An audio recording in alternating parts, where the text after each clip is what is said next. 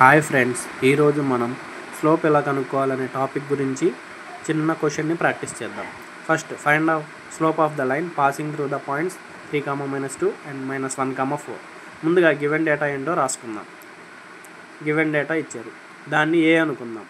A equal to 3, -2 మరియు B equal to -1, 4.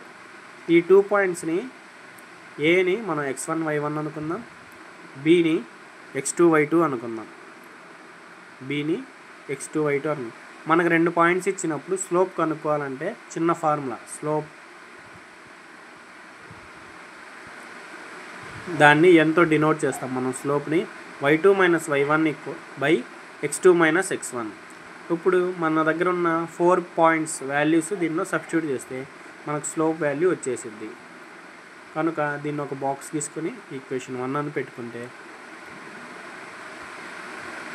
తర్వాత y2 value వచ్చేసి 4 మైనస్, తర్వాత మైనస్ సింబల్ ఉంది కానీ మైనస్, తర్వాత అక్కడ y1 -2 ఉంది కనుక -2 రాసుకోవాలి.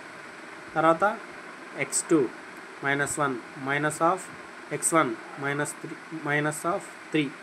అప్పుడు పైన మైనస్ పాజిటివ్ అయింది కాబట్టి 6 అయింది. కింద -1 -3 రెండు కలిపితే -4.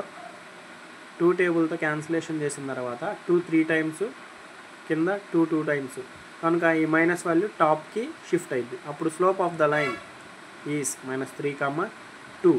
ఇది మోస్ట్ ఇంపార్టెంట్ అండి, మనకు 2 మార్క్స్కి అడుగుతారు. 1B ఫస్ట్ ఇయర్ స్టూడెంట్స్ మీకోసమే ఇది మోస్ట్ ఇంపార్టెంట్. స్లోప్ కనుక్కోవాలంటే ఏంటనేది మన వీడియో యొక్క మెయిన్ ఉద్దేశం. ఫస్ట్ పాయింట్స్ ఇస్తారు, తర్వాత 4 పాయింట్లు ఉన్నప్పుడు స్లోప్ ఎలా కనుక్కోవాలి, ఆ వాల్యూ సబ్స్టిట్యూట్ చేసామా లేదా, అక్కడ సైన్ ఎందుకు చేంజ్ అయిందో చూసుకోవాలా, తర్వాత 2తో డివిజన్ చేసిన తర్వాత మైనస్ కింద ఉన్నదాన్ని పైన షిఫ్ట్ చేసాము, తర్వాత స్లోప్ ఆఫ్ ద లైన్ రాసుకున్నాం -3/2.